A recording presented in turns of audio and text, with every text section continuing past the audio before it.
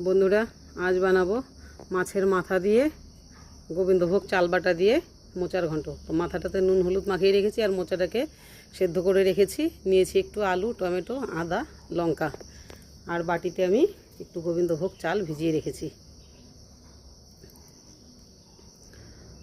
তো প্রথমে আমি কড়াতে তেল গরম হতে বসিয়ে দিয়েছি। মাছের মাথাগুলোকে আগে ভেজে নিই।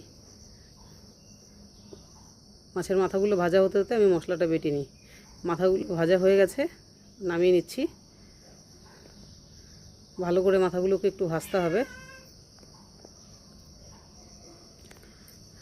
মাছগুলো নামানো হয়ে গেল। এবার ওই তেলের মধ্যেই আলুগুলোকে একটু ভালো করে ভেজে নিই। আলুটা ভাজা হয়ে গেছে, নামিয়ে নিচ্ছি। এবার কড়াতে তেল গরম হয়েছে, ফোড়নে দিচ্ছি তেজপাতা আর কিছুটা গোটা জিরে। ফোড়ন হয়ে এসছে, এবার এর মধ্যে দিয়ে দেবো কিছুটা কুচনো পেঁয়াজ। পেঁয়াজটা ভালো করে একটু ভেজে নিতে হবে। তো ভাজা হয়ে গেছে, এবার এতে আমি দিয়ে দিচ্ছি বেটে রাখা আদা আর কাঁচা লঙ্কা। লঙ্কাটা খুব ভালো করে বাটার দরকার নেই, মোটামুটি একটু বাটা হলেই হয়ে যাবে।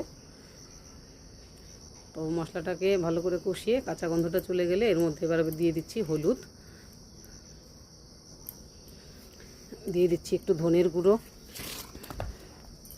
দিচ্ছি একটু জিরের গুঁড়ো, যে ধরনের মশলা আর কি লাগে রান্নাতে।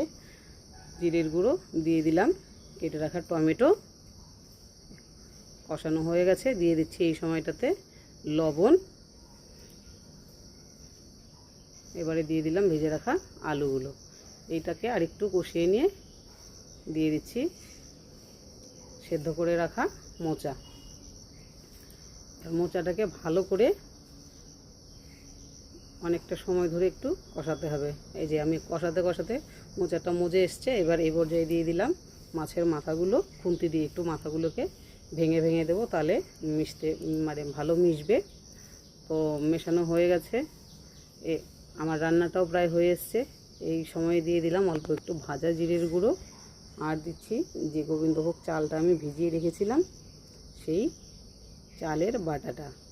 একটু পাতলা করে দিয়েছি, কারণ এটা একটুখানি সময় জাল হলেই টেনে যাবে পুরো। এবার এটাকে ভালো করে মিশিয়ে নিচ্ছি।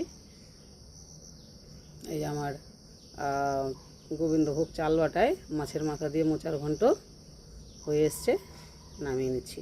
তো রান্নাটা খুবই ভালো, এরকম করে খেয়ে দেখবেন।